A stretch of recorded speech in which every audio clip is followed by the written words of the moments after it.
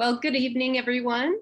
On behalf of the Institute for Comparative Literature and Society at Columbia University, I would like to introduce Professor Gayatri Chakravorty Spivak, who will be our host this evening. Hi all, thank you for coming out. It's a lovely rainy evening. And I will now introduce our speaker and our discussant. It is genuinely a great pleasure for me to introduce Mara Gennaro to you to launch Modernism after Postcolonialism toward a non-territorial comparative literature about which the reviewer in Comparative Literature Studies said in conclusion, and I quote because I think it's worth listening to this, modernism after postcolonialism confronts a dilemma or a trilemma that will continue to challenge teachers and scholars of canonical works that are implicated in historical forms of oppression. And, those of us who are people of color, women, we actually do face this problem even more. Should we stop reading them? Should we engage them in a spirit of castigation, assuming that we have transcended but must maintain vigorous opposition to their provincialism and racism? I mean, Fanon read Hegel in Black Skins, White Masks. Or should we reinterpret them in ways responsible to their formal and thematic complexity, sensitive to their capacity to mean different things to different audiences, and generous with regard to their potential as gateways to an understanding of the world's radical heterogeneity? If the third option, the reviewer writes, proves sustainable in the coming decades, then ingenious studies like Gennaro's will deserve credit for this success. That's a heavy-duty thing to say. Here is Mara. Now, I want to share screen, and I hope it works. Host disabled participant screen sharing, okay? So I'm not a co-host. Sarah, you have to Sarah would have to do it. Sarah, you will have to. It has been, no, it's enabled. Okay, it's okay, there we go. There we go, slideshow, play from. Oh my God. There. There she is, okay? Inappropriately dressed as usual. Other fantastic students of ICLS, Jennifer Princeton, Tiana Reed Brown, Johan Ripper Stetson, Peter Van Hove in London finishing his book for Routledge, Lara Choksi at Exeter, Alvin Franke at Reed, Grant Dowling at Chicago, and I could go on. All Mara's graduate degrees are from Columbia. She received her PhD in 2004 with a dissertation on modernist primitivism and the humanist tradition. Ever since her Younger Scholars Summer Research Fellowship from the National Endowment for the Humanities in 1994, Mara has gone from award to award, fellowship to fellowship, including 2 here at the Institute. She has taught at Columbia, Duke, Bucknell College, and is currently at NYU. I join her in an enthusiasm for creolity, not only as history, but also as a game changer in the relationship between aesthetics and politics. It is therefore no surprise that Mara has translated the thinker of creolity, Edouard Glissant, and the spectacular performer of creolity, Patrick Chamoiseau, and in fact, her epigraph to the book, which is about citizenship, which is a very important topic, which I hope we will touch on. And the spectacular performer of creolity, Patrick Chamoiseau, and Mara has written many articles, many invited lectures she has given. But in this brief introduction, I want to mention only her teaching, because I have met her students, especially at Bucknell, to witness her intense, mind-changing teaching, rethinking globality rather than simply undoing the restrictions of something just as simply called world literature. This is really her importance. It's the future. Modernism after Postcolonialism was published by the Johns Hopkins University Press last year. we would have launched it earlier, but we were waiting for an in-person possibility, which alas did not materialize. And in fact, if it had been in person, we would not have been as many as we are, given the weather. But Zoom has its own personality, and I hope some of it will be released tonight. Now, I briefly introduce Bruce Robbins, who will lead our discussion today. I know Bruce Robbins also forever. I no longer remember when we first met. My inclination is to think that it was in his very last years as he was working for his PhD at Harvard. Bruce has taught at Harvard, at Columbia, at Rutgers, at NYU, and also at the universities of Geneva, and Lausanne. He has received many awards, among them the Guggenheim.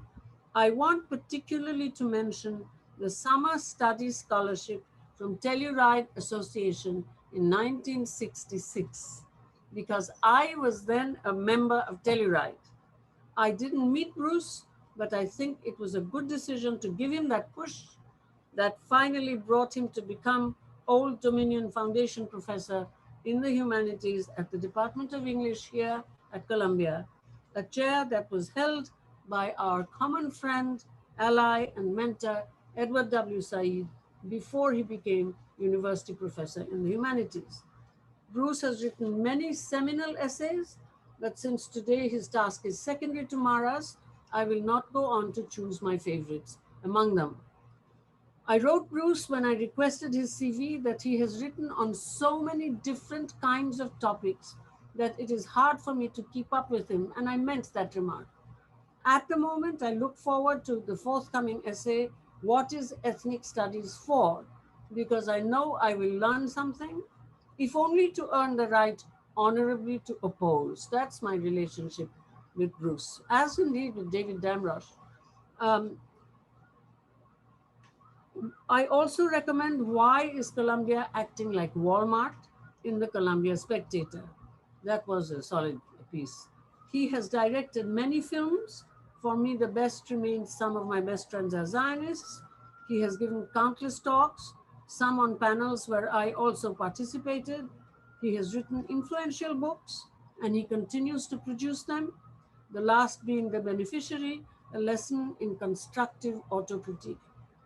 I will say no more about Bruce, but conclude with a brief idea of the way we have agreed to structure this evening's work.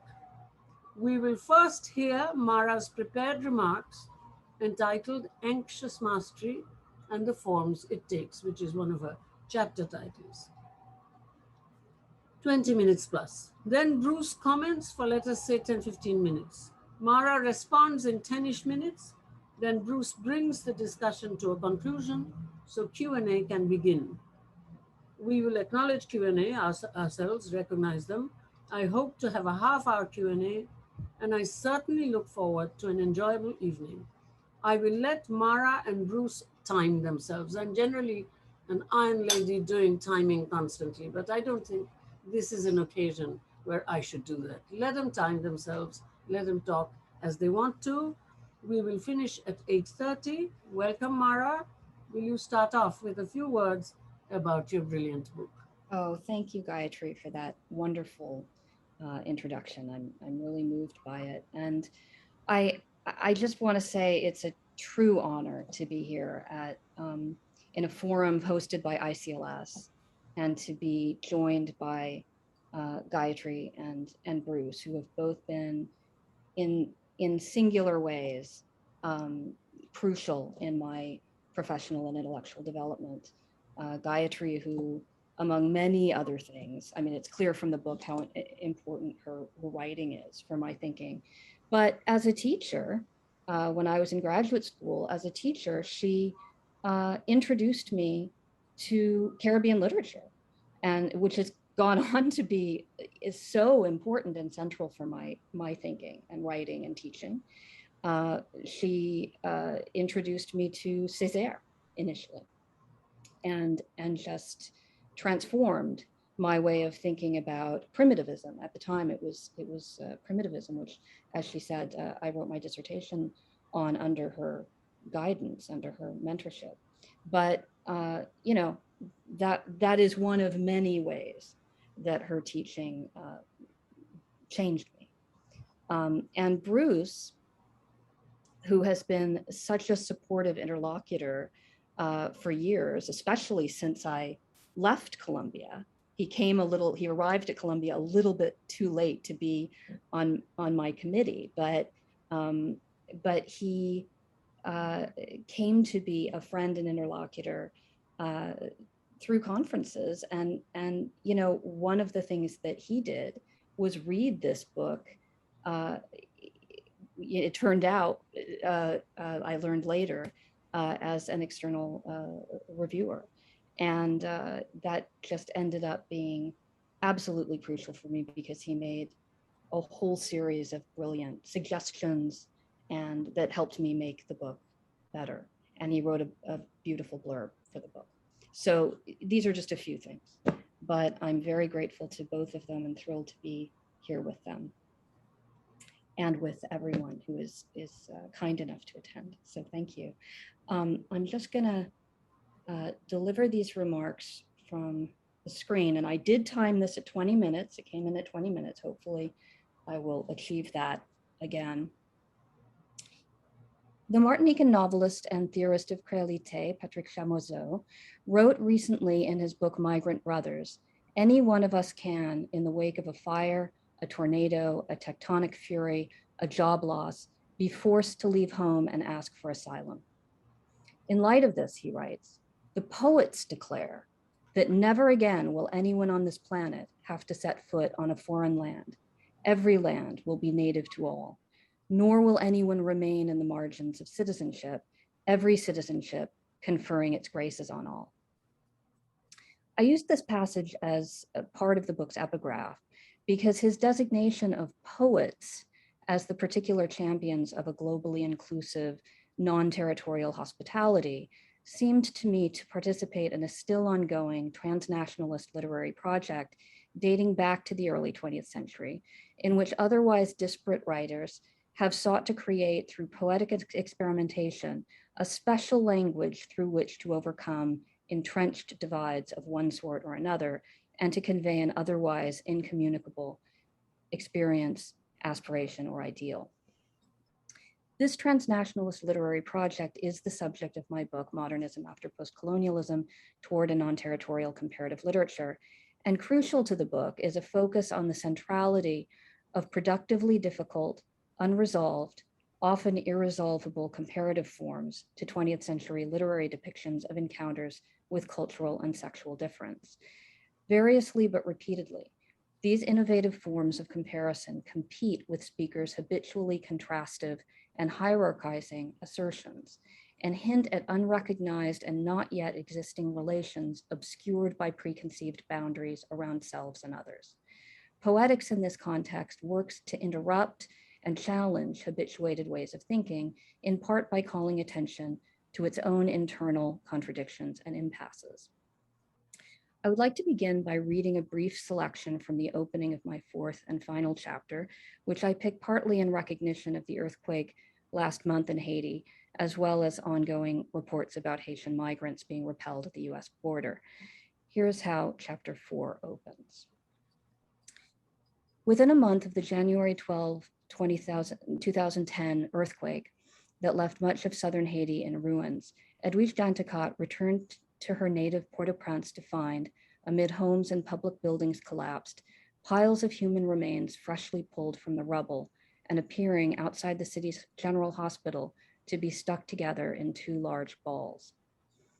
She remembers her impulse to imagine these unrecognizable balls of flesh as the remnants of nursing and midwifery students clinging to each other in their final moments of shock and terror.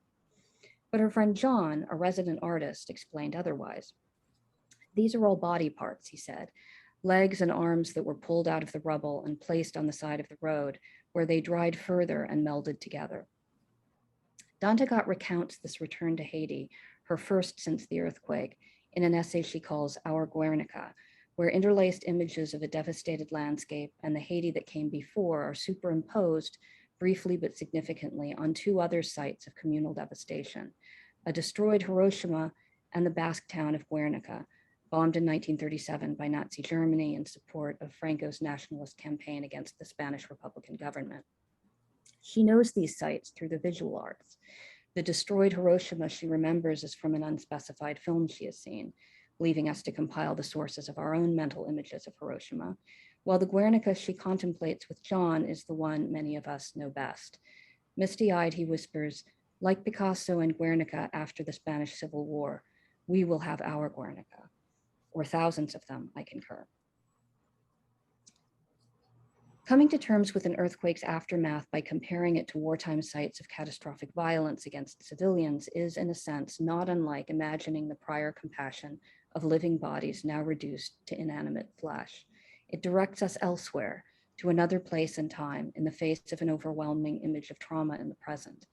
Both are deflections of sorts, variations of what Bruce Robbins describes in an essay published the same year as Danticat's as the narratorial practice of looking away from large-scale historical violence, for instance, in the form of an aside about a character's future, at the very moment when that violence is unfolding most vividly and unbearably in the story. But while Danticat might allow her narrator and us some distraction from the scene's horrors when she reminds us of prior calamities that inspired art, or when she transforms disfigured corpses into people huddled together, mutually giving and taking comfort in the face of death, she does so by pressing on readers remote from Haiti a different sort of burden, the imperative to care about Haitian suffering because it resembles something they already care about or think they should. To reach this audience, Danticat incorporates into her essay's documentary description both a fleeting historical fiction, the imagined suffering of a few that encapsulates the suffering of Haiti's earthquake victims en masse, and a guiding analogy that links these few and the community they represent to other civilian casualties already deemed important on the world stage. I go on to develop the idea of analogies as a means of making do with inadequate resources denoting a scarcity, not of locally meaningful evidence, but of the attention and sympathy of distant readers who could intervene if only they had the will to do so. And here the quotation of the chapter continues. The question becomes, how might the writers seduce readers into caring about injustices, not just distant from themselves, but with which they might be complicit? And how then might the writer unveil this complicity while sparking a sense of solidarity that makes those readers want to change? Bearing in mind the strategic aims and perceived audiences of such translational texts of engagement, we can better see their display of earnest investment in the evidentiary power of analogies and other forms of comparison as both performative and compensatory, a kind of poor theater. And that's the end of the passage that I'll read. Poor theater, or theater that makes do with minimal resources, is an idea I take from Gugi Wationgo's use in Globalectics of Jerzy Grotowski's theatrical term to propose a postcolonialist poor theory. In dialogue with Gugi and with Virginia Woolf's utopian vision of a poor college, also animated by the idea of new and imaginative possibilities arising out of minimal resources, the chapter turns to Woolf's feminist anti-war essay, 3 Guineas, and Aimé Césaire's Discourse on Colonialism, both polemical nonfiction essays that are also fictional addresses to powerful men who are already listening, when in fact no such dialogue has yet begun, and it's the task of the writing to usher in that dialogue. The chapter closes with a return to Danticat, whose traumatized protagonist in this testimonial novel, The Farming of Bones, expresses little hope of finding an audience at all, even as Danticat's own pattern of analogies between local and foreign fascisms and between local and distant atrocities press the reader to find connections and possibilities for action that the narrator herself may not be able to access. The chapter reads the persistent use of cross-cultural analogies to represent atrocity in all these texts as exemplifying a transnational poetic practice of making do with poor discursive resources in order to protest political violence, not necessarily invisible to a privileged readership, but typically beyond the reach of their sympathy and sense of responsibility. I begin with this close look at one chapter, the final chapter before the conclusion, because I want to illustrate how the disparate texts that I read comparatively in this book are themselves already structured around comparisons, often oblique and implicit, and characteristically stage contests of comparisons, that is, contests between imperialist or tyrannical modes of comparison, which tend to convey confidence in the hierarchy and permanence of social relations the character or narrator seeks to defend, and more self-reflexive, inconclusive modes of comparison that in some measure haunt the hierarchical mode, admitting strange and fluctuating possibilities of relation and interpenetration, and admitting too, in varying degrees, the uncertainty and unease that attend encounters with social and cultural difference. As I discuss in my introduction, theorists such as Edouard Glissant, Ranajit Guha, Françoise Vergès, and Wendy Brown have variously identified the lurking anxiety that accompanies claims to mastery. They've shown how adversarial and racializing cultural rhetoric masks anxieties about disruptive relations and affirms a dominant community's familiar sense of itself. But what I'm calling anxious mastery in the title of the introduction, anxious mastery and the forms it takes, may be expressed as well through rhetorical forms that attenuate or refuse the satisfaction of reducing disconcerting relations and their transformative possibilities to a state of familiar divides. My book focuses on these more ambiguous, often implicit and interpretively difficult literary forms that display, rather than repress or purport to resolve, the tensions, contradictions, and points of opacity that surface in encounters with otherness.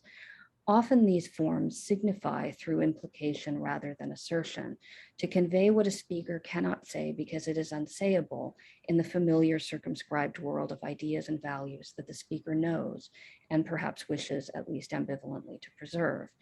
These indefinite and inconclusive forms of comparison and the characteristically unsettled and self-questioning worldviews they afford offer powerful means of countering presumptions of certainty about what is and is not one's domain, one's proper territory, both individually and communally.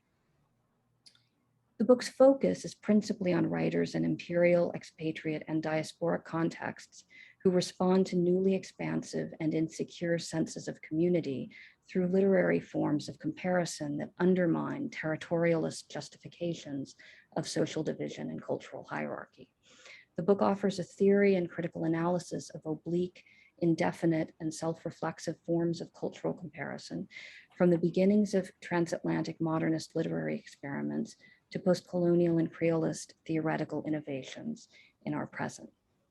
Running through 20th and 21st century literature, literary and cultural theory, and historiography, these forms taken together constitute a critically neglected transnational poetics that characteristically evokes anxiety about the limits of acculturated knowledge and deploys that anxiety to challenge authoritative claims to intellectual and political mastery, especially European colonialist claims to cultural supremacy and rightful global dominance, but also humanist claims to supremacy over non-human animals, masculinist claims to supremacy over women, and ethno-nationalist claims to supremacy over immigrants, refugees, and people of color.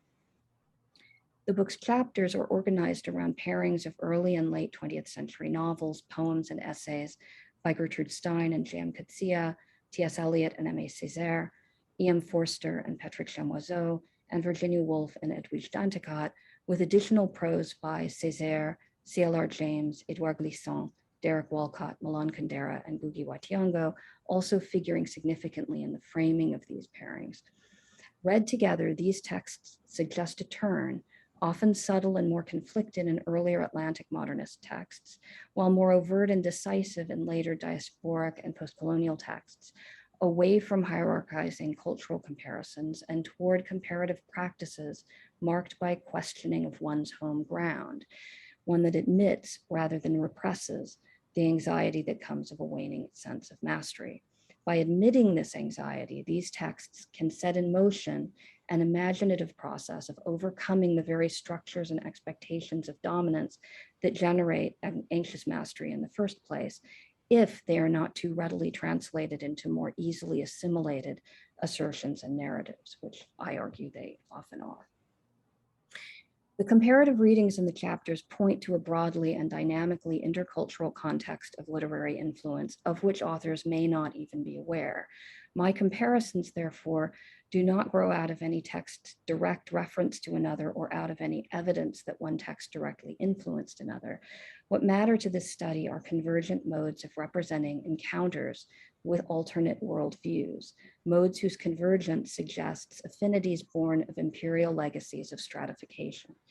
Considering authorial influence as extending beyond individual writers' intentions and explicit frames of reference enables us to reconsider the extent to which literature is typically grouped in critical categories such as modernist, Africana, postcolonial, Francophone, global Anglophone, and so on, might relate and interpenetrate in ways those categories obscure.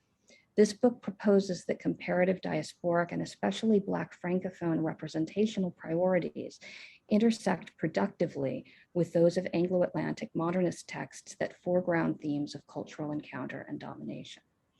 Of particular methodological import to my argument have been the interpretive practices of Glissant, Gayatri Spivak, Ranajit Guha, Dipesh Chakravorty, Michel Rolfe-Trouillot, and Patrick Chamoiseau, whose close readings of texts emphasize what escapes the colonial languages and conceptual structures of cultural imperialism that they have inherited and with which they must negotiate. Their negotiations with these constraints model methods of literary interpretation that suggest potential gains from openly acknowledging discrepancies between what languages can and cannot yet articulate. In tracing the politics of an argument or a story to the politics of its form, such methods of reading enable us to recognize in a variety of literary texts what Guha long ago implied in his ascription of latent anxiety to imperial discourse, namely that the form of a text can qualify, even contradict, that text's manifest content and ostensible cultural politics. Hence, the political promise of a text may lie not simply or even mainly in its explicit conclusions, but in their interplay with textual modes of summoning forth what such conclusions sidestep or preclude. The highly self-reflexive comparative practices of these theorists and critics have prepared us to consider how and to what extent their own explicitly theorized and formally enacted difficulties in representing relations of difference converge with prior literary expressions of such difficulties. Of particular interest in modernism after postcolonialism are those poetics of relation, to borrow Glissant's famous term, that also use indeterminate figures and patterns of comparison in their pursuit of new collectivities beyond imperial and other exclusively defined regimes. My book argues that such uses of comparison, arising out of disorienting and systemically unequal encounters in global modernity, constitute a poetics that cuts across languages and empires. Recognizing them as such allows us to revisit some earlier 20th century Anglo-Atlantic modernist texts and to situate them within rather than outside a transnational comparatist literary project that Black Francophone theory has been indispensable in identifying. Revisiting texts whose difficult forms have been taken to reflect their authors' social and political elitism enables us to make better strategic use of their disorienting linguistic and conceptual resources, as well as those of more explicitly and consistently anti-imperialist writers whose comparative forms also cast light back on the significations of modernist aesthetics. And to conclude, my readings acknowledge the significant political, historical, and formal differences among these diverse texts and currents of thought. My goal is to accentuate their contributions to a compelling dream that has kept recurring since as early as Gertrude Stein's 3 Lives first appeared in 1909, the dream of a newly self-critical representational language entangled with what it disputes, whose critical power is not to unveil the unfamiliar as if it could be made transparent, but to give form to interpretive and representational difficulties posed by encounters with difference within and across cultures. To evoke such encounters and the totalities of which they're part, without denying them their singular and untranslatable aspects, this language points to its own limitations, its own silences and absences. It conveys its inability to make sense of some experiences and perspectives, but also conveys enough about what is missing to induce readers to want to know more. In diverse formations of what Chakravorty has described as translucence, they offer us the possibility of imagining what is unspeakable within their own frames. They turn apparent absence into an elusive impression of presence. In summoning the unspeakable, these languages may or may not reflect their authors' manifest intentions or aspirations, but they share the effect of intimating that a world of known limits always coexists precariously with the possibility that, as Vergès puts it, the future is elsewhere. Thank you. Thank you, Mara. Bruce, will you now pick up? I will pick up. I'm going to pick up actually with a very small clarification of your extremely kind introduction, Gayatri. The reason that we didn't meet at Telluride House in 1966 is because Telluride, in its wisdom, had sent me to the Hampton Institute in Virginia. And that's where I was in 1966, and I have no regrets about it, except that we didn't meet then. All right, forward. I have expressed my admiration for the ambition, the lucidity, and the sparkling textual insights of modernism after postcolonialism in a blurb, as was said on the back cover.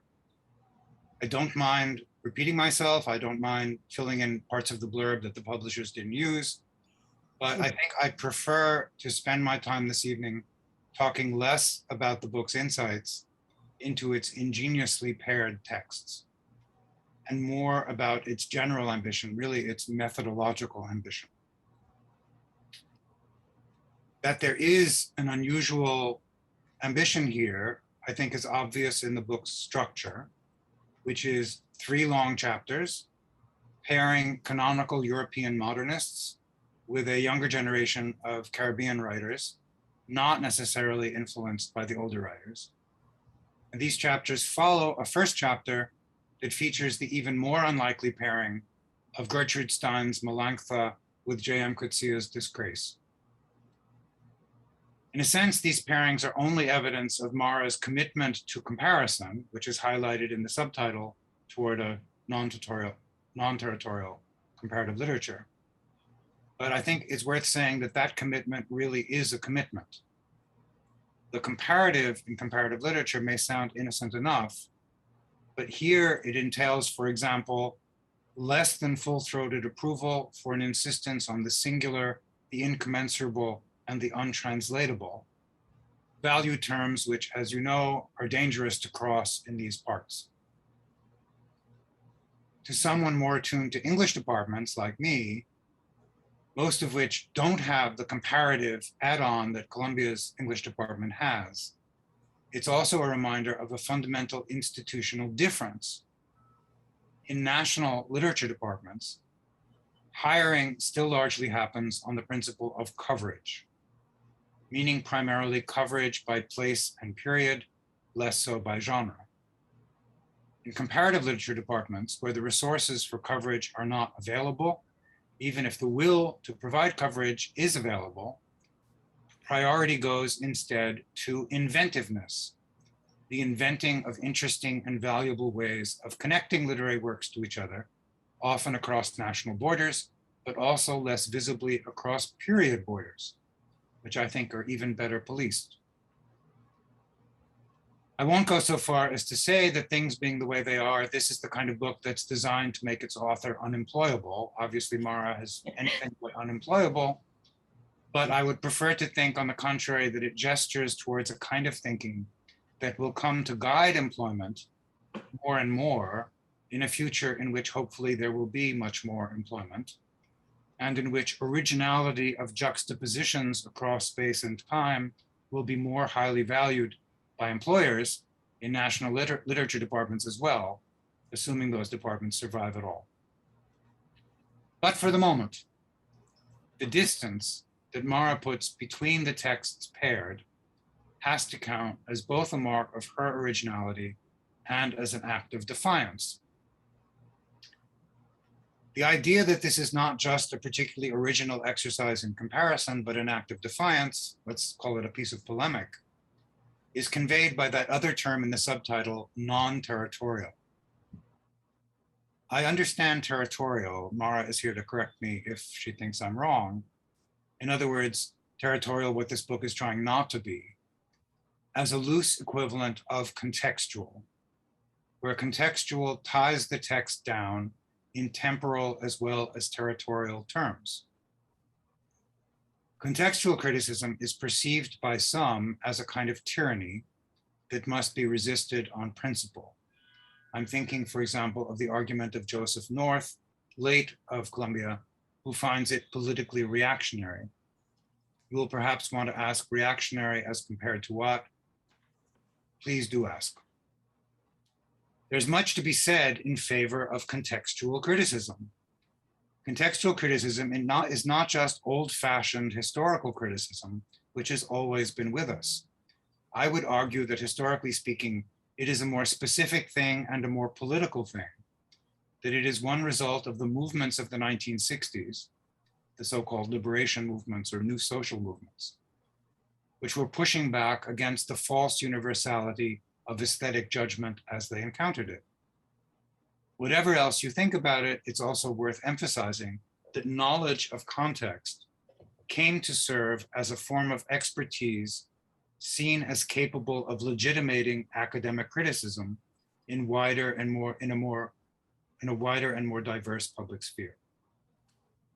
In other words, it's something the discipline could say it knows that an uninstructed reader might not know, something we can claim we deserve to be paid to provide. So it's not an easy thing to give up. That said, however, and this is really the key point, contextual criticism has at least one great weakness. Its great weakness is that it encourages us to think of history as all differences and no samenesses. Or to put this another way, it has nothing to say about sameness in the sense of the everyday miracle by which texts speak to us beyond their contexts of origin, keep speaking to us even when the context of origin is long gone.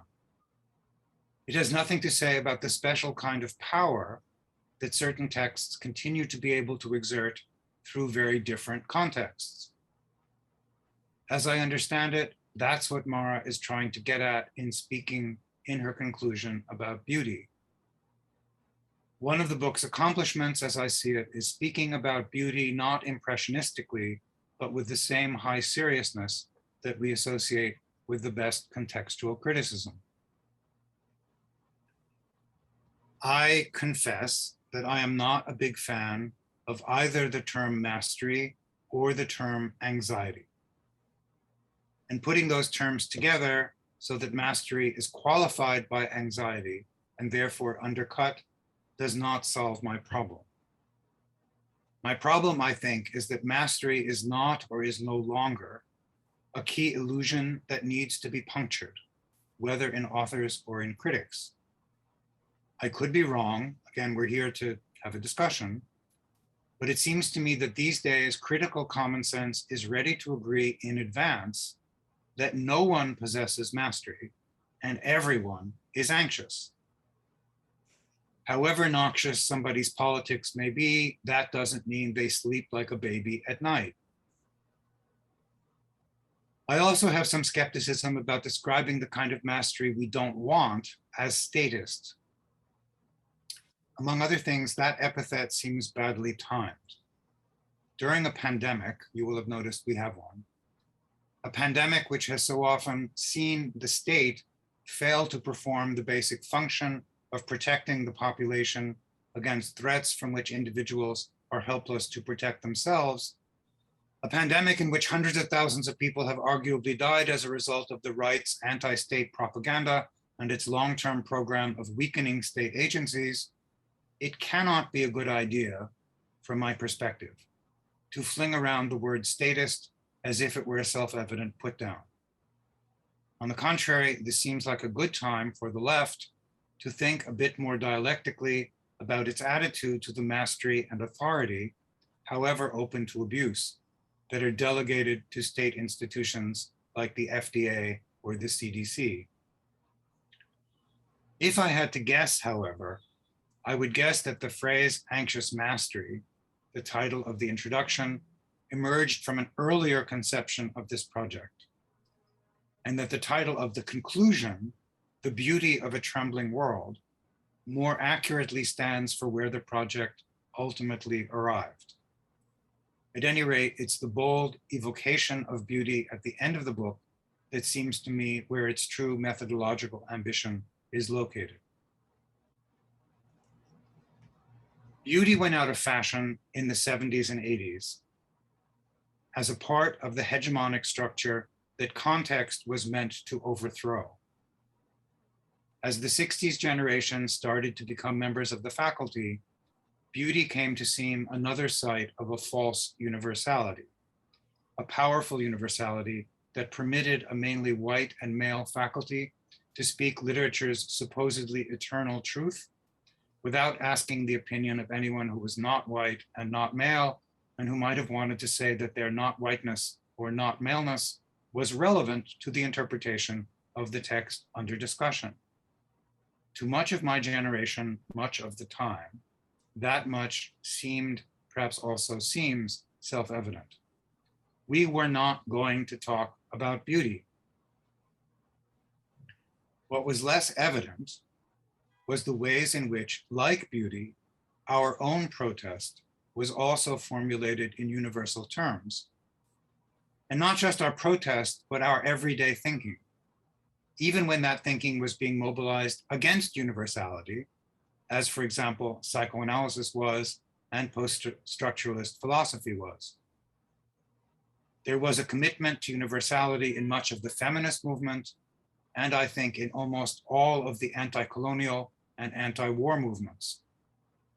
In the half century since 1970, it's become possible to get more perspective, both on the ways in which the 60s movements influenced subsequent criticism and on the divisions within those movements, which are still, I would say, divisions within contemporary criticism, like divisions over the universal and the particular, or between the common and the singular or the incommensurable. So what would it mean to bring beauty back now, endorsed in effect by a strange alliance of canonical European modernists and anti-colonial critic creators from the Caribbean? One thing it might mean is that, as Mara sees it, there's room to maneuver between post-colonial studies and world literature. It may be that I'm exaggerating how much antagonism exists at this point between those formations, one of them very well established, the other more emergent, but some degree of antagonism has certainly been expressed. To put it very crudely, world literature has been less interested in local context. It has been friendlier to beauty, and for both reasons, it has been less committed to politics. For all those reasons, people closer to post-colonial studies, including myself, have been suspicious of the rise of world literature. Yet world literature has a strength that ought to count as well. Its reliance on and its interest in what works on readers now, as is the case, maybe coincidentally, for all of the texts that Mara chose to discuss in her book. Perhaps for good reasons, perhaps not, literature departments have tended not to want to theorize the pedagogical dimension of their materials. In other words, what is interesting not from a scholarly or research perspective, but from the perspective of what works on readers now, what is still able to excite passions in the undergraduate classroom and even outside that classroom. This is what I take Mara to be doing. Under the heading of beauty, I take her to be proposing a creative synthesis between the concerns of post-colonial studies and the concerns of world literature. Or to put this a bit differently, I take her to be showing how our scholarly expertise can illuminate aspects of the text that continue to work across barriers of time and space, that transcend their context, that cannot be adequately explained in contextual terms, but are not for that reason politically ineffective or irrelevant. The political force of this approach can be measured by its attention to atrocity, which I was very glad came up in the portion that Mara just read for us. For example, the fascist bombing of Guernica, as discussed by Wolff and Danticat, and as a bridge to the massacre of Haitians under Trujillo's dictatorship, as represented in Danticat's The Farming of Bones.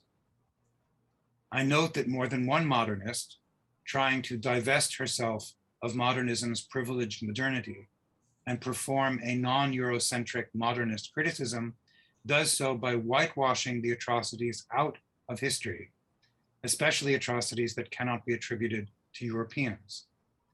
The most egregious example I can think of is a treatment of Genghis Khan, by one distinguished modernist scholar, a treatment in which, presumably because Genghis Khan was not European, he can be celebrated as a proto-modern respecter of diversity, and the roughly 40 million dead, which win him a rank of number 2 on the all-time list of killers in world history, can be forgotten or forgiven.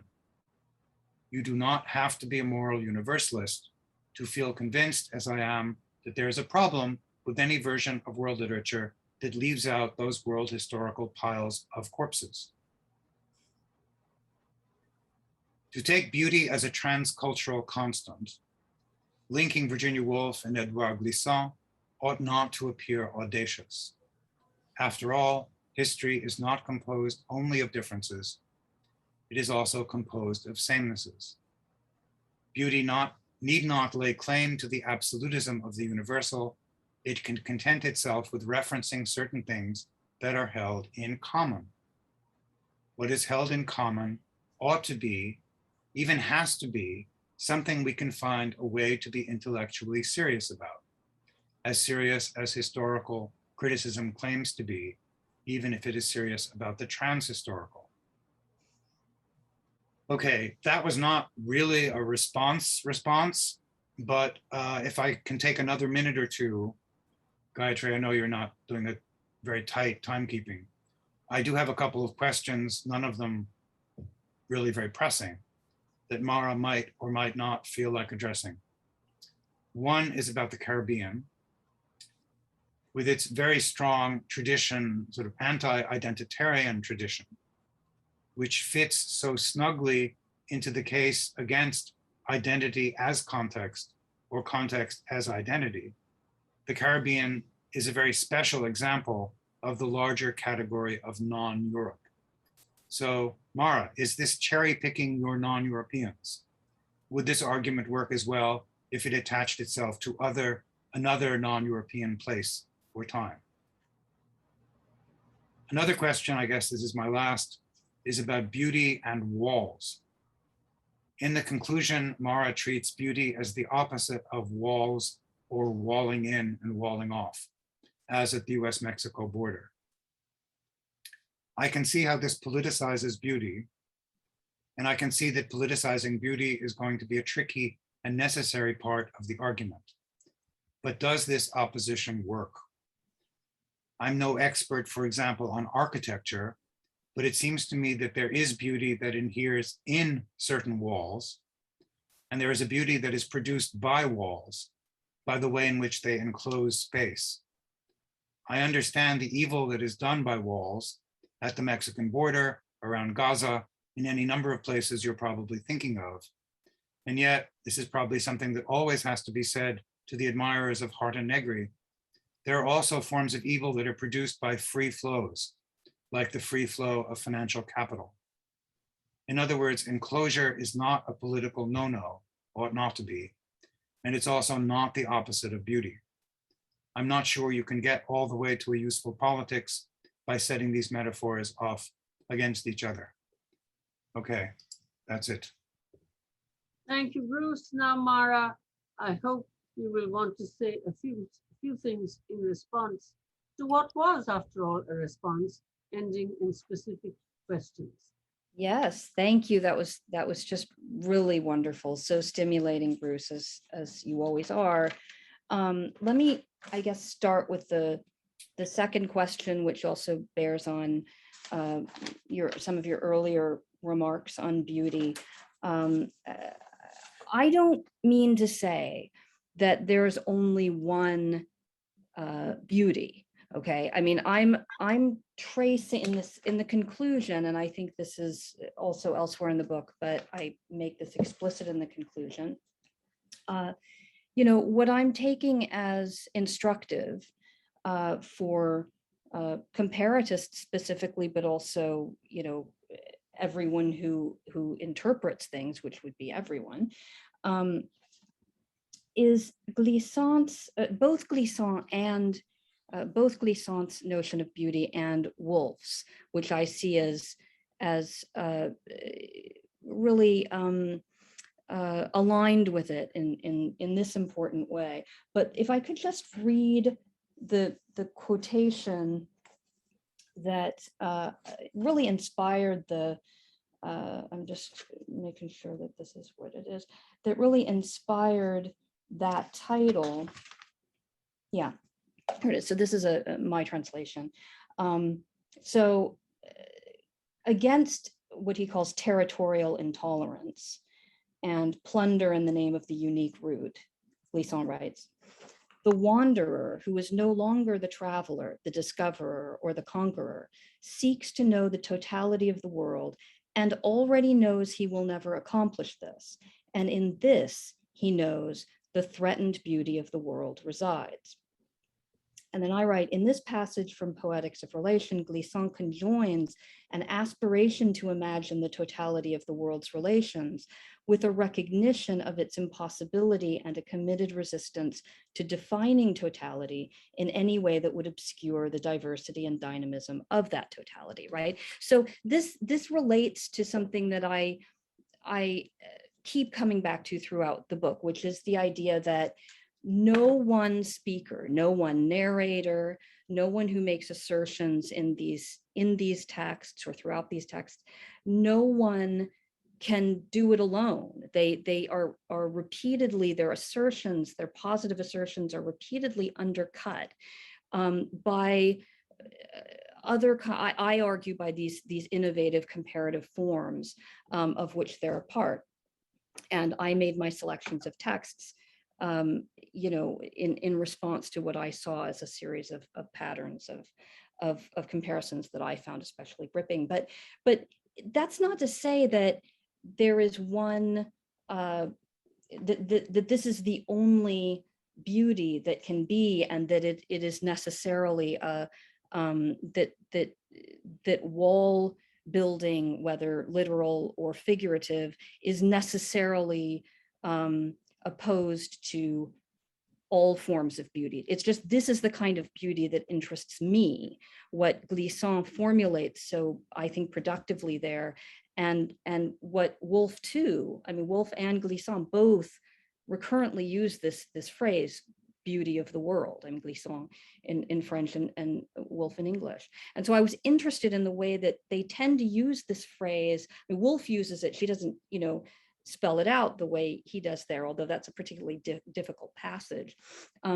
But she tends to use the phrase at moments when language fails, when a character has a sense that meaning is eluding her or them or him. And so that's what interested me. It doesn't mean, I agree with you that there are beauties that arise out of forms of enclosure, and I think that's a different thing. I'm not saying we can't study that and learn from that. I'm not being totalitarian. I don't want to be totalitarian about this. So that's one thing that occurs to me about beauty.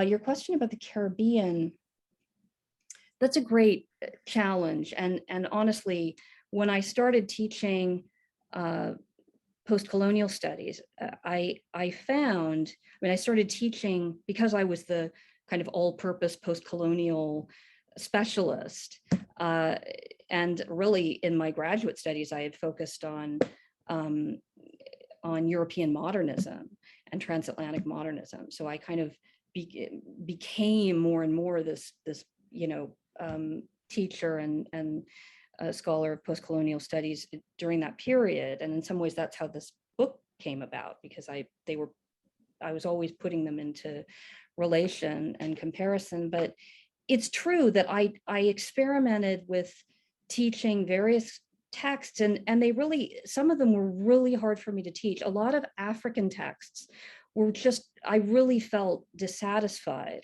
with my understanding of them because they didn't fit my frames, you know. And I'm not, again, I'm not claiming that what I'm arguing is universally applicable, but I do think that, you know, I mean, my specialties are Anglophone and Francophone literatures of the 20th century and early 21st century, and ones that, you know, and the ones that I tend to be drawn to have these characteristics.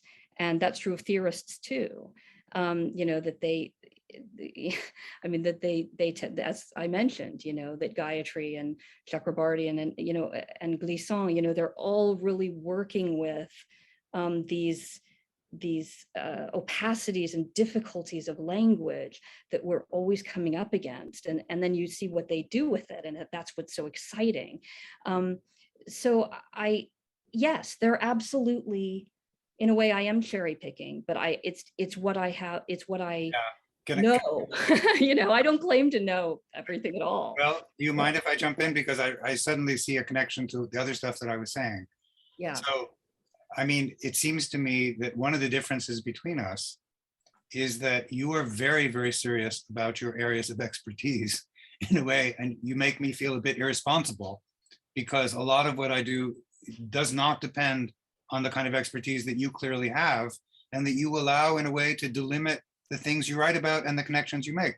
So I give the example, I teach, I don't really call it this, but a kind of a world literature course in which I start with Tayeb Salih's Season of Migration to the North, which is a rewriting of Conrad, right? So it totally fits. You know, here is this brilliant Sudanese writer. I mean, it doesn't fit in the sense he's not from the Caribbean, but, you know, who is looking directly at a modernist classic and saying, okay, what if we flip the script? Now, I'm not an Africanist. I'm not really a modernist scholar. And yet I offer my students something which they find completely mind-blowing in this kind of irresponsible world literature sort of way. Like, I'll do as much homework as I can, you know, whether about the Conrad scholarship or about, you know, the Africanist scholarship, but I won't claim to be either really a modernist or an Africanist. I'm just going to introduce you to something that is going to blow your mind completely, right? So, you know, I wasn't looking at myself quite that way until I realized how seriously you take your own expertise in the areas that you teach, and how irresponsible it now looks to me that I do what I do. Although, of course, you know, pedagogically it works, you know, and I cannot say that I'm sorry that these kids who would never have discovered Season of Migration to the North otherwise are discovering it. Part of it, Bruce, if I may jump in. Please, please. So also relates to the fact that we have been teaching for a long time. If you think about, I mean, there is a certain way in which I can now be a mile wide and an inch thick, but that's not a good way to start off teaching. So although Mara has been teaching for some time, I think she will slowly grow into the kind of way in which we risk our expertise and just talk about things where we do our homework, but we don't know really as much as this. Gayatri, I'm sorry, you were a terrible example of this, because I've read you on Season of Migration to the North. You went to the Arabic text, which I didn't. I cite you in my lecture because you went to the Arabic text about whether the word penis is there or not, right? And it's really good that thanks to you, my students know this, but otherwise, if it were me, they wouldn't know. Well, that's another issue, but I was also doing my homework. I'm not someone who can just read the Arabic text. So it seems to me that I can look forward to this kind of thing. Mara takes a lot of risks already in doing what she does, you know, the kind of juxtaposition. And it seems to me that she will be taking more as she begins to teach more and more. So that I would just like to offer that as what happens to us as we go on teaching without wanting to just repeat the same old, but learn ourselves through doing the homework for something that we are. And my students know that I don't know very well what I'm talking about. And I can take that risk with them because I've been doing it for so long. So we can do it together. And I look forward to that in Mara's work. I think she's not quite there yet, right? That's what I would say. It's not, we are not in the same place. So anyway, go ahead if there is more that you want to say, either of you. Yeah, I mean, I would just, yeah, I agree with everything that you both just said, and I would just say that I did try to teach Season of Migration to the North and a number of other, you know, African texts. I just didn't always. I mean, I didn't really feel that I did it that well. And in a way, Season of Migration to the North is easier because, or I felt at least that it was easier for me because I could at least put it in the context of the Conrad book. But, you know, there were other texts that I, you know, that didn't have that kind of framing, you know, available to me. And I just really felt that if I had more time, I would seek out the guidance of a scholar in that area and really, but at the time, you know, I was just starting to teach and I was always really busy, and, you know, so I just didn't feel satisfied with what I was doing. But I would, luckily, as time goes on, you have so much more time. Oh yeah, exactly. But, you know, I mean, that is a, I mean, it is a question that, and it's really one that I'm struggling with now, you know, as I'm thinking about, you know, how broad a range of texts to take on in my next project. You know, I mean, Gayatri, you know, one thing that you do in rethinking comparativism is there's a moment where you say, I'm not, these aren't your exact words, but you essentially say, I'm not able to enter into Japanese and Okinawan idiom, but I can stage a lesson in reading, I think is how you put it. And, you know, I guess I'm just struggling with the question of how one knows when one is really succeeding at doing that. You know, if one wants to write on something other than a text, you know, if I want to work on an Arabic language text, you know, is that one thing I could do is try to collaborate with someone who reads Arabic, or I could try to learn from, you know, practices of reading like the one in Rethinking Comparativism, but I don't know that I would feel ready to do that. So that is something that I wrestle with. Well, now what I will do, since we have a good long time for Q&A, first of all, Sarah, you will tell us what it means that Q&A pops up. Okay, so there, I hope you're still there. But before that, what I will do is I will do a South Asian style moderation. You know, I am, after all, from India, and I very much like, there are many things about India, especially now, the States, that one cannot like. But there is one thing that I do like, that is to say the moderator actually offers a small summary of what's gone on. Bruce, you must have seen this in South Asian contexts. I believe I have. So this is what and that also makes the moderator a little more responsible than just list the wonderful things that the participants have done, which I believe I have already performed. I would like to say that briefly, that what I would like to think Mara is doing is offering a sense of the historical as a kind of relay rather than something that you can actually describe adequately, but rather something that you pick up and you move along. I just want to share something that I wrote just, I think, yesterday, or maybe even this morning, if I can find it. Oh, yeah, there we go. Okay. Is it there? No, I didn't say I was. It's not. Why isn't it coming? Okay. So stop share and do a new share, and I will see if it will come. Yes, there you are. Okay, so let's just go a little further up.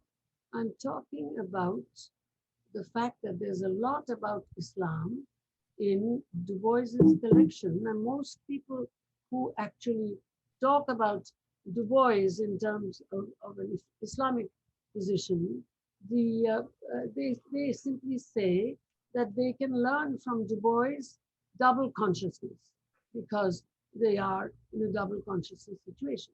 But in fact, what Du Bois is trying to do in his last manifestation, in the small collection of books that he's constructing, that he's putting together in Ghana in the last years of his life for the Encyclopedia Africana, he's trying to construct a readership which will be different from all the readerships that he has constructed before in subaltern Tennessee when he was at Fisk, and then after that at Atlanta University, and extraordinarily participating middle class with those Atlanta conferences, and then through Crisis magazine and so on. Once he gets to Africa, he was a wonderful guy in the sense that he grew and changed all through his life. What he's trying to do is he's trying to construct a readership that will be able to imagine Africa, even as he is Africa, not just as an origin for African Americans. So, and even as he's trying to do this, he's writing about Africa in a different way. But if one studies his collection, one can see that. And so, I'm sorry about all the asterisks because I'll have to fill them in. In the collection of books presenting European exploration, which Du Bois has a whole collection of books about European exploration for economy, I have chosen to touch on Henry Barth because he is reputed to be unique in his knowledge of African languages and Arabic and his real desire to enter the space of African Islam in their way. I give here just a couple of passages, and the quotes are not here. Now, this is what is important, it seems to me, in terms of the idea of the relay. My own judgment is that a collection, which is what Du Bois is putting together in his 90s, cannot construct a readership without pedagogy. And judging from Du Bois's practice from youth to prime, I think it is safe to say that Du Bois was also of this mind.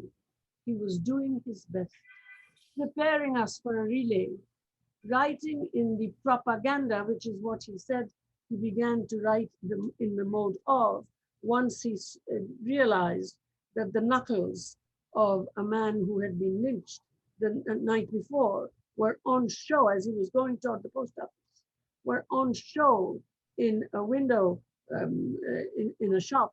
He realized immediately in 1899 that it was no longer possible to do work in the old-fashioned way, just doing his sociological work, scientific work. He said that was the moment when my work changed to propaganda. And I connect that to Gramsci's idea that the new intellectual must be a permanent persuader. It's not just enough to know. It's necessary to learn, to do, to produce a relay. So I'm saying, writing in the propaganda or permanently persuasive mode, I would say that this unique collection that Du Bois has, which is going to help, should be supported by a teaching facility where scholars come globally to match the global vision of this aging giant.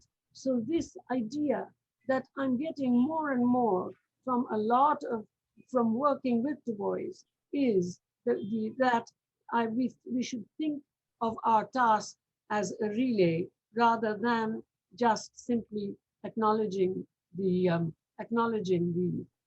way in which we should correctly describe the historiographical palette. And I think that's what creolity allows us to do. And therefore, I would like to say that the idea that thinking is the place in the text which is a blank. Why? Because the reader will have to think the thought. This idea, which is a very risky idea, because most people don't understand it. Most people would like to scoff immediately and say, oh yes, this is what the post-structuralists do. They don't think anyone thinks. That's why the thinking is a blank. But they're not realizing that when you are actually writing, you take the responsibility of knowing that what you're writing will be thought by someone else. And it seems to me that Mara recognizes this. I will read page 23, when she says, what is important is that speakers, including narrators, are never in full narratorial command.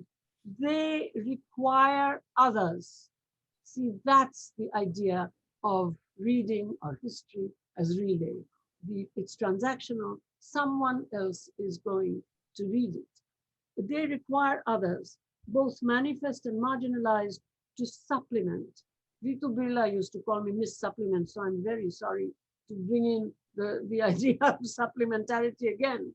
But Mara invites that to supplement, modulate, undercut, and transform the fragments they tell for more broadly encompassing, but still inconclusive stories.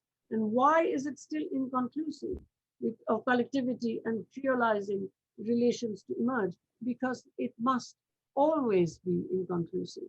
And this is where I'm not going to talk for very much longer, because the moderators, although I have known South Asian moderators to talk, not just South Asian, also French, to talk also piscatorial adjective, piscatorial last name characters, to talk more than everybody else. I'm not going to do it, but you got it, right?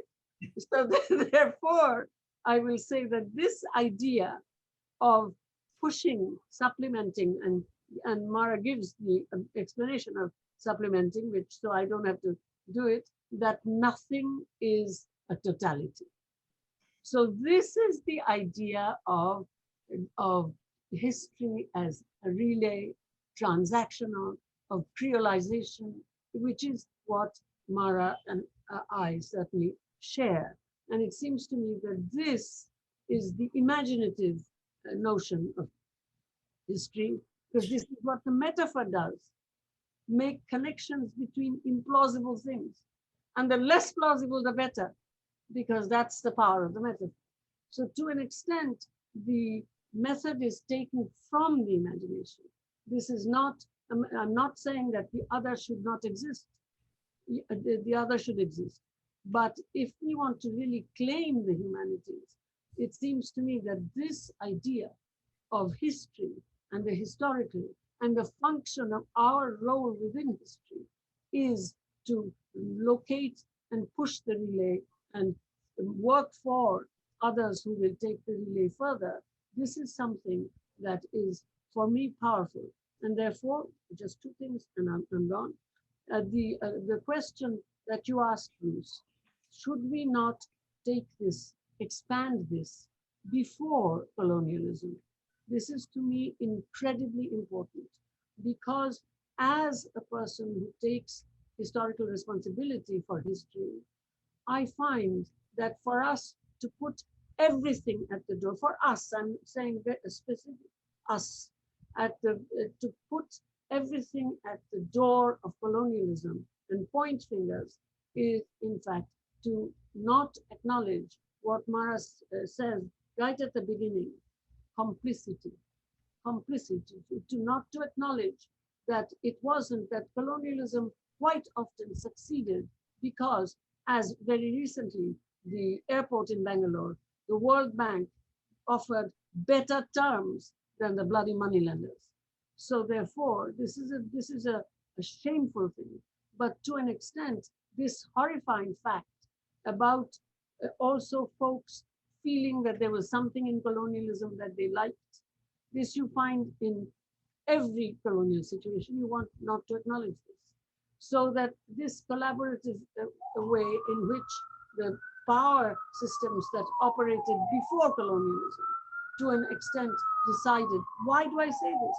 Because I work with the caste system. Colonialism was yesterday. The caste system is thousands of years old, and I am one of the perpetrators.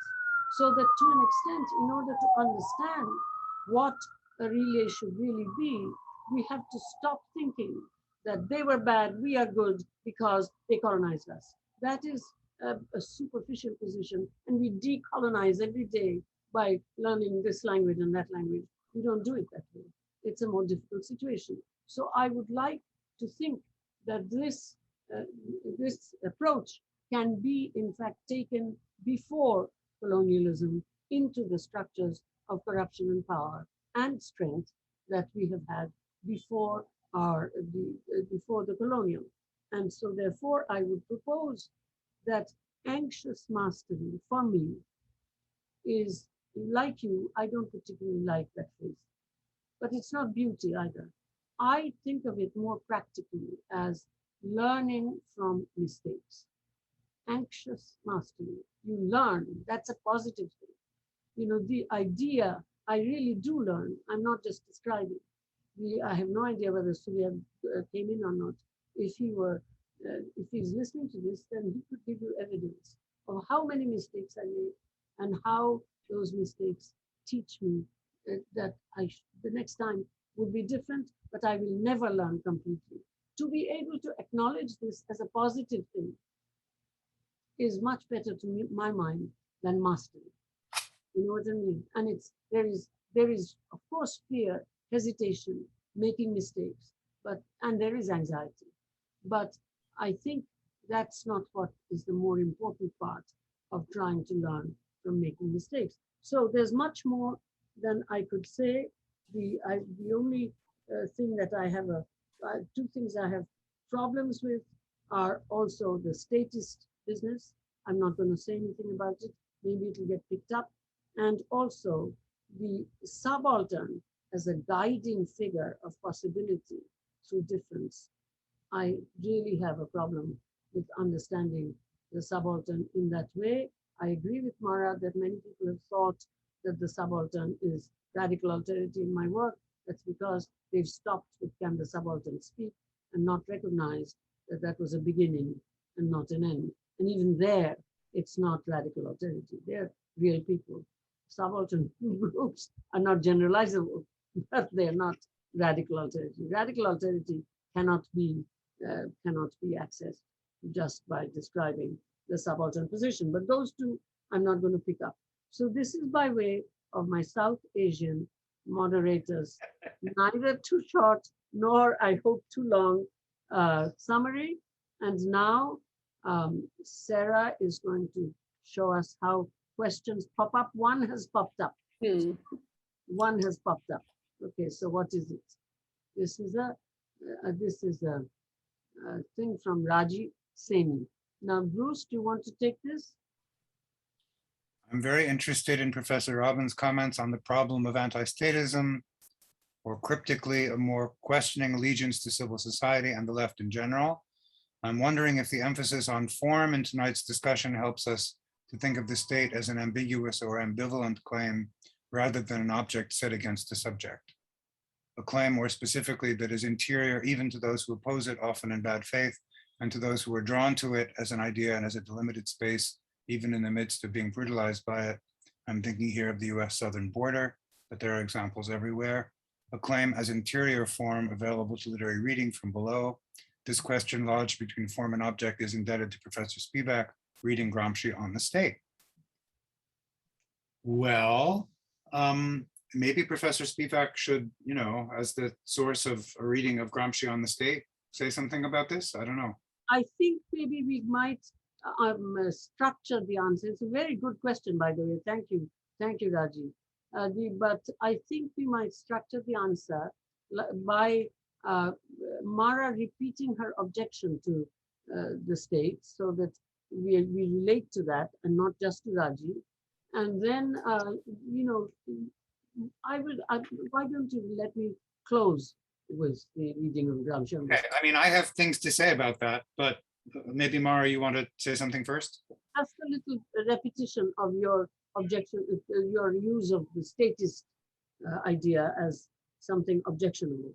Yeah, I mean, I really appreciate this because I didn't realize that this that there was that I was giving the impression of attacking all states or governments. I think that this is probably with reference to some uses of statist that I made in the introduction. I think that's probably it is. It's from the introduction. That's right. Yeah, which was you know, quoting, I think, one of the subalterns who was saying this.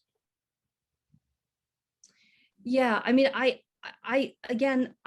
I'm not talking about, I don't mean to be talking about all states, and I completely agree with you that I think that there tends to be you know, at least in some circles, including one that I guess I spend a certain amount of time in, there is two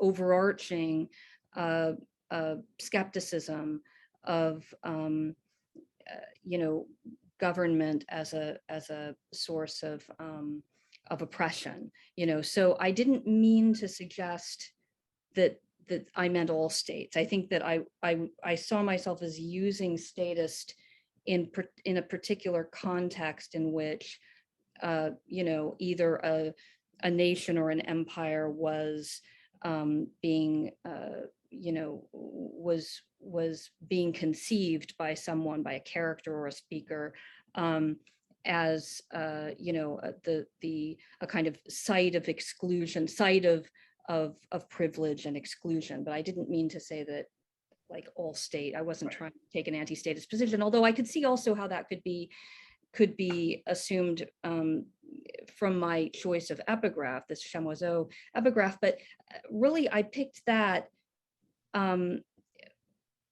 mostly because it starts with this idea of the poets declaring, and I was pointing to the way that there is this recurrent idea, which changes, it's not always the same, but this idea of the literary as a special form of expression that can even capture what language can't express, is inadequate to express, and so that gets tied to a crossing of borders or an attempt to overcome state divides and the kinds of exclusions that come with that. But it's not meant to be a book that's anti-statist. Right. No, it was just the use of the epithet.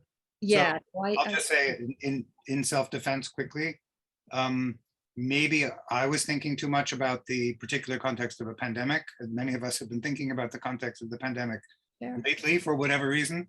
Right. But to be fair to myself, I've also been thinking about the larger, longer context of neoliberalism, in which there has been so much attack on state institutions, and people like us have sort of played into that in ways I think that we have not been so conscious of. So I'm thinking of a paper from some time back which presented Typhoid Mary as a heroine of resistance to the institutions of surveillance in the kind of Foucault mode, which looks even crazier now than it looked back then. But in a way, to go to the question that was asked in the Q&A, I think it's true that as subjects, we are much more constituted by the state. We are more complicit with it. Then we can't put ourselves against it, because to some extent we are constituted by the state, largely understood. At the same time, I think if the concept of anxious mastery is useful, it's also useful as a description of the state. In other words, the state is not a site of absolute, unquestioned, stupefied command or mastery, which, you know, one of the cliches of our time, the neoliberal time, is that the authority of the state has been undermined.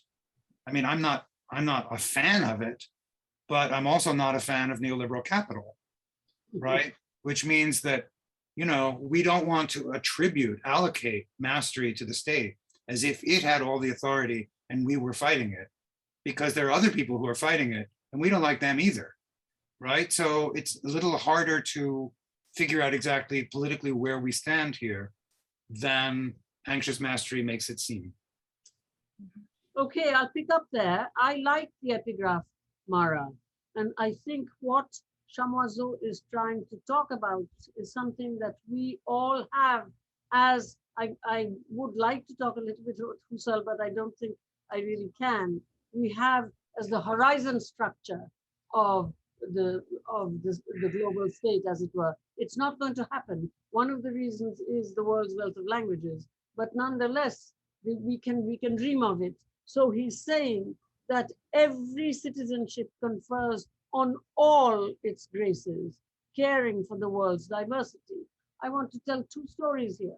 You know, I have only an Indian passport because I vote in India. I was born before independence, and so I'm interested in voting there. I feel that I have taught for so many years now, 56 years, and basically I'm a very old-fashioned teacher teaching this kind of difference between right and wrong, which one is not supposed to teach really in a literature class. Can't help it. And so to an extent, I've also voted with many, many of my thousands of students. So to an extent, I've also voted here. And since citizenship is not just papers, you can call me an American citizen.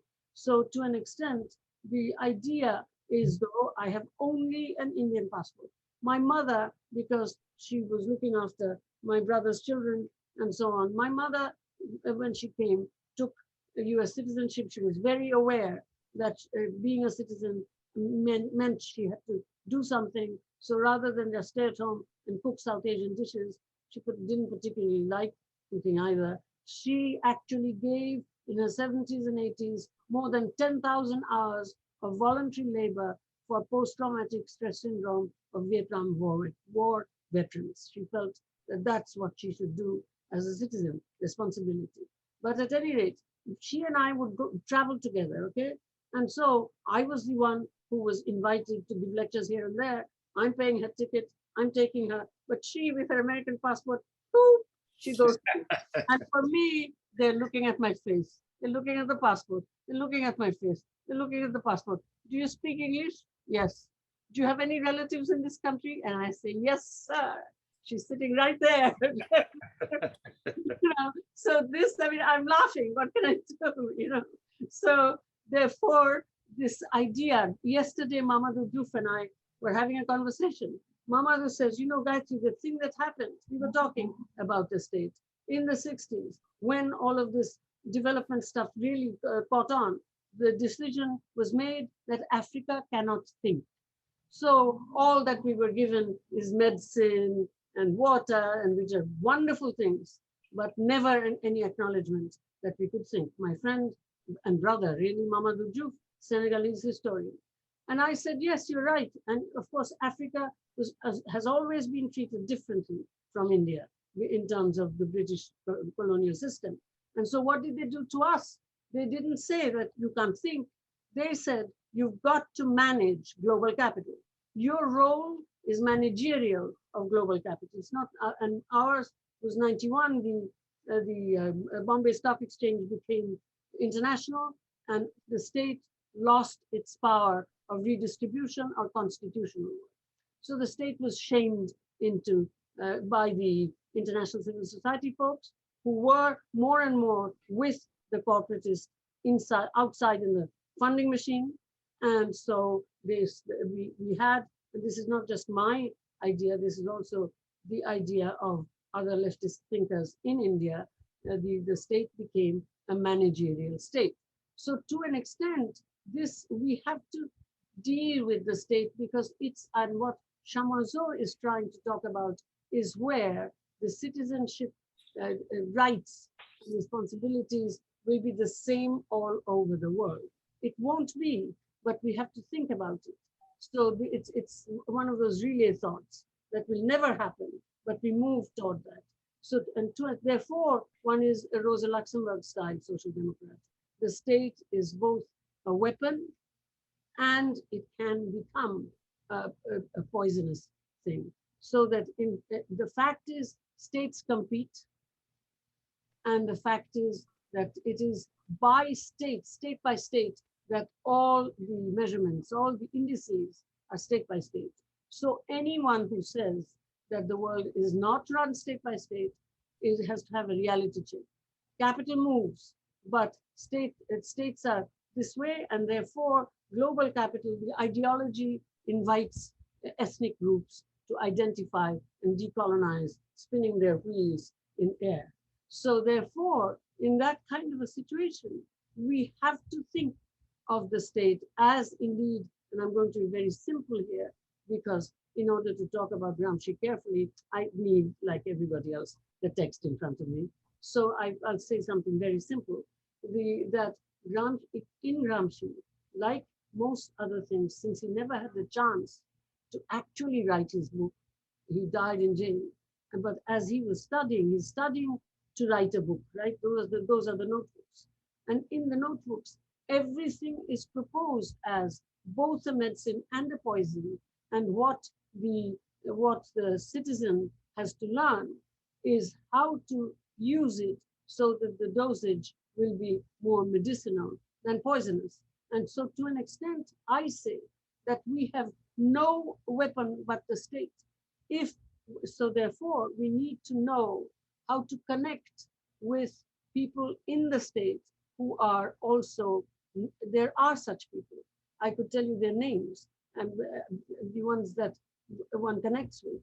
I could say how it is possible from within the state affirmatively to sabotage the absolute corruption of the state in every other direction. The state takes bribe culture and rape culture as normal. So therefore, that's why I am not someone who would simply say, oh, I'm an anarchist, because one doesn't know what anarchist means. And so that's why I have some use for the state, and I would also say that Foucault's notion of the state is a different kind of state. First of all, this is a place which has had certain kinds of advantages since the 18th century in terms of certain kinds of involvement with the various internationals. And so the state is in a different place. It is possible to say something about the state. And secondly, it's not the kind of state that you have, let's say, in India, a large federated state, or states as you have them, very different kinds in Africa, Nigeria with its 36 small states inside the federation, etc. We are not talking about that kind of a situation. So therefore, Foucault's notion of the state is not something that one can, because then one would even have to decide that we forget about healthcare systems when nobody gets healthcare systems because we call it biopolitics. So therefore, it's both good and bad. I'm saying it's not something that you can just throw away. That's the reason why I have a good deal of use for the state, and very much more than civil society, which gives, although I acknowledge their work and I think that work is very good, but to give so-called human rights without the time to develop the subject of human rights. I work with these people, after all, these landless illiterates now for 35 years. I'm just back from there. And it is not possible to distinguish between the gifts of the human rights people and the gifts of the tyrants in order to get the votes, if there is no sense of the fact that the subject of human rights belongs to the European 18th century, in spite of all the big poems that are quoted in India as to how we really had human rights. I wish I had the time to take each one of them and do a literary critique of them. One of these days, I hope. In fact, tomorrow, I'm giving a masterclass. If anybody comes to that masterclass at 10 a.m., ask me that question and I will do something. something about it, about how about human rights all over the world. Okay, sorry, it took a little time. And now there is another question. Is this the question? Mara, can you see it? Yes, now I can. Should I read it? This is a question for Professor Martichon. Can you speak more on how you have theorized the relationship between the archipelagic and the metropole as you apply the non-territorial and creolist critical method in your comparative analysis of these diverse array of texts? It's a great question. And, you know, I think that probably I should have theorized that more explicitly. My take on the archipelagic is that that is an experience distinct to one of the principal, well, two of the more than two, but especially two of the principal guides of this, my guides in this text, Glissant and Chamoiseau. And I'm not saying that, I mean, part of what I want to get away from is the idea that if other thinkers didn't have that same experience, their work can't be illuminated with reference to the thought of someone whose idea of the world, the beauty of the world, was shaped by this archipelagic experience and sense of the archipelagic, which Glissant has, you know, written about so you know, so thoughtfully, right? So my sense is that from that place, I think I do discuss this a bit in the conclusion, that, you know, I make clear that this is the site that from which this thought arose, and this ability to see worldliness in the way that he does. But from there, he himself moved out, and this has made his later thought subject to some criticism, which I discuss in the conclusion, by some critics who think that he became less politically useful when he became less focused on the Caribbean as you know, the exemplary site of this kind of form of relation and this notion of beauty. But I think that just as he moved outwards and you know, I don't want to say globalized, because he is always attentive to relations of difference, but it is relations of difference. It's not sameness. I mean, to go back to a term that Bruce, you were using, I mean, it's not incommensurable difference either. It's relations of difference that are always in flux. And so the archipelagic is what helped him get him there. The archipelagic, both literally as his place of origin and you know, also conceptually in his thinking on it. But you know, just as he moved, he was able to apply that more broadly. That's what I'm trying to do in learning from it. So that, you know, that's a great question.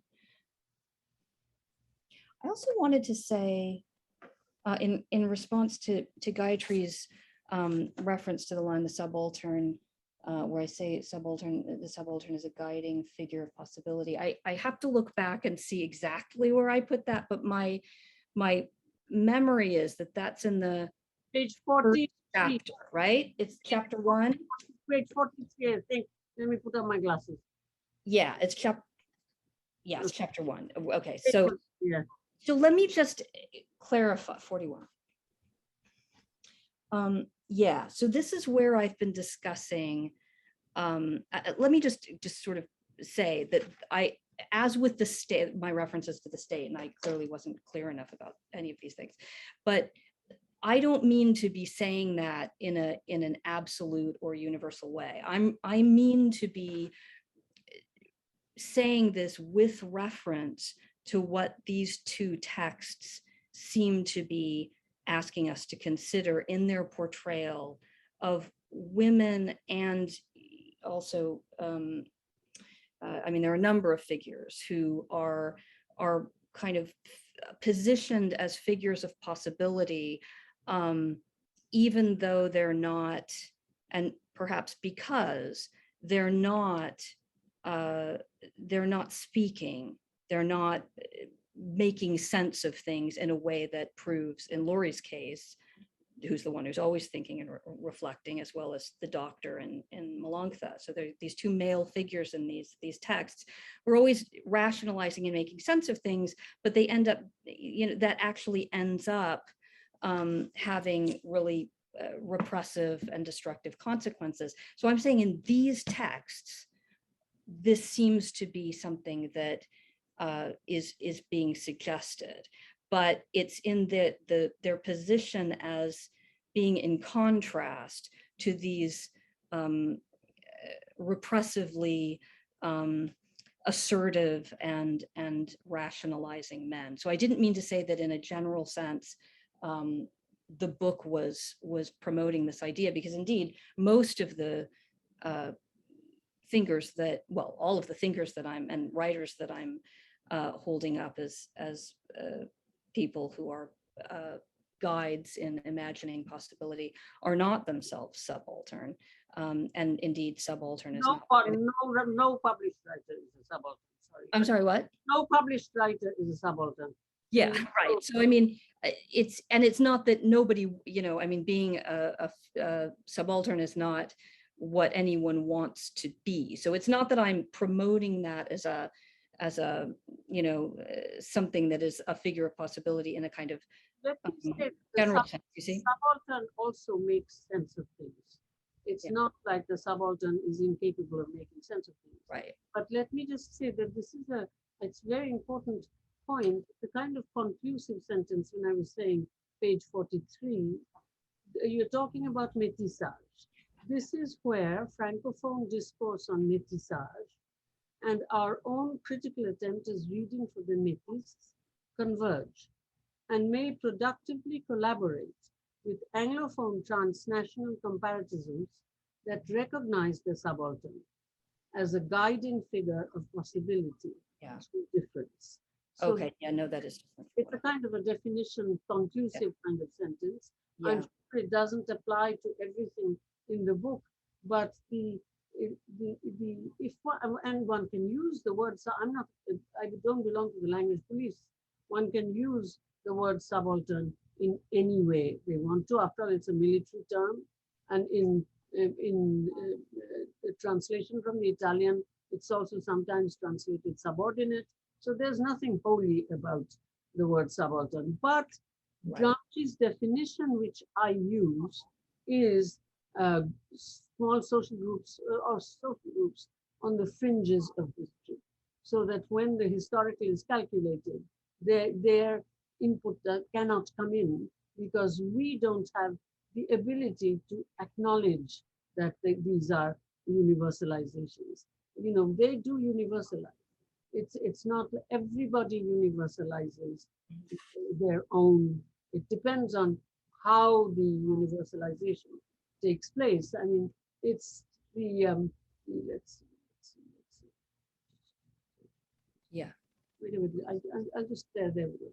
This, you see, this this actually is the wrong thing. So let me just give me 1 second. I'll show you the thing that I wrote for the Europeans. This is the one. Okay. Yes, the idea in actually, I'm clicking on the right thing, but getting so net. Let's not do it. So let me just say it. The idea of universalizing is just something that happens to all groups, even smart but completely uneducated women who can't count above 5, because of 5 fingers. The men count to 10, even they universalize, because it's what we live has to be felt as in life in general. So the universalization, the fact that the European one won out, etc., that everybody knows that. There are many different kinds of reasons for it, which we have to analyze, etc., but we can't just impose other universalizations. So that's not the problem with subalternity. The problem is that if they could guide us, then they would not be subaltern anymore, which is wonderful. They would become generalizable and, as Chamoiseau would say, citizens. So because they do vote these days. So, but they're just democracy as body count, body, not mind. They can't think about the democratic intuitions because nobody educates them. Those are not natural to human beings. Human beings fear, as you say, fear is the other side of desire. You say it again and again, fear and desire, wonderful. And those affects, violence, greed, these are the human affects, basic human affects. So in order to get around them, it's the education of a certain sort is needed. So to an extent, we can't really play around with that word subaltern as a guide for anything. Métis is fine. Aristotle was a métis. Couldn't be buried in Athens. That Stagirite was. So therefore, it's a complicated issue, métissage. Anyway, that's all. Yes, thank you. That I understand. That's great. That really illuminates it. Okay, so what kind of which time? It looks like we have no more questions. That Okay. might mean that we are finished for the evening. Used up our welcome. Okay, in that case, we have, unless Bruce, you, since Mara and I spoke last, you want to say a concluding thing, we will conclude. I don't think anyone wants to hear it, but I'll you don't even have to answer this, Mara. I'm fascinated by the word trembling in Trembling Beauty of the World. I just wonder whether you have anything that you would like to say as a sort of final word about trembling, because it seems to me to modify beauty in an interesting way, but I couldn't tell you how. Okay, well, I'm taking that, and first of all, you're right that the beauty of the world, that idea was at a certain point. I mean, it has been an important part of this, and there was a period of time when I considered calling the book that, but then people told me not to. But almost no matter what title I came up with, there would be people who told me not to. So it's finally you just have to pick something. But the trembling I'm taking from Glissant, of course, who uses it. I mean, he uses it in this, and then Chamoiseau also repeats it in different ways because he repeats, he works with a lot of Glissant's thought, but it means multiple things in Glissant. I mean, he uses it to evoke, among other things, that actually the world's motions. So there are, and this goes back to potential earthquakes or potential physical things that can happen to us and our world, and the ways that this it emphasizes the natural flux that so many of our theories want to deny when we're aiming for different kinds of fixity and permanence in terms of how we define our identities and our condition.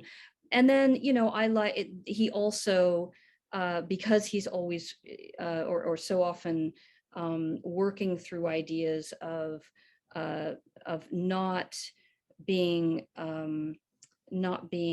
comfortable with not being comfortable is the wrong word, but not being at peace with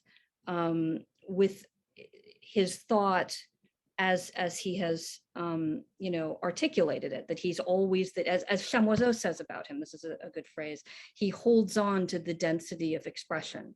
He doesn't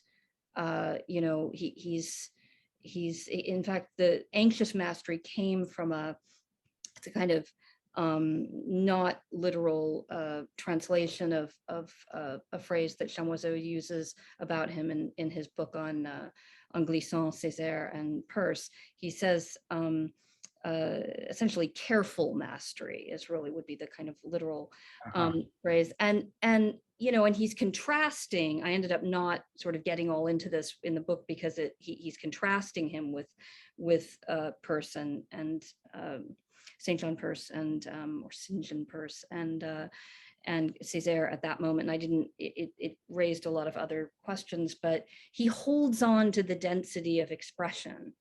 And in that way, it got at what I meant by anxious mastery, which isn't exactly anxiety in the usual sense or only that sense. It's also a sense of just unease, and what I see as productive about that. So trembling gets at that, and it gets at also this sense of being part of a world that is, potentially, that is in movement and can be, and whose movements can change in ways we can't predict. Mara, just to give a sense of the thing, the wonderful epigraph from Virginia Woolf in your conclusion, sollicité. We did this together after all, the grammatology. That is also trembling and shaking up the possibility of remember, empiricism, that's Derrida's idea, empiricism without guarantees. That without guarantees is the sollicité, which is a strange use of the verb to mean shaking and trembling. And Virginia Woolf says, something which, as anyone can test for himself by looking now at the sky, a parenthesis in your and my existential present, we can test it. What is always absent from the present? Eine differente Beziehung. It's a description of difference. Now, it's always absent from the present, which you can, that parenthesis, what a beautiful structure, which you can, as anyone can test, you, me, Bruce, anyone can test for himself by looking now at the sky. Okay, so the existential present is put in there, although there is no present. Okay, that particular thing, this structure is also related to the sollicité. So what becomes what Derrida talks about in his last work, that the positive difference, the A, becomes the A of the future, because of course you can never fix it. It's always shaking. So rather than just going back and back, you go forward and forward. It is the A of the avenir. Avenir.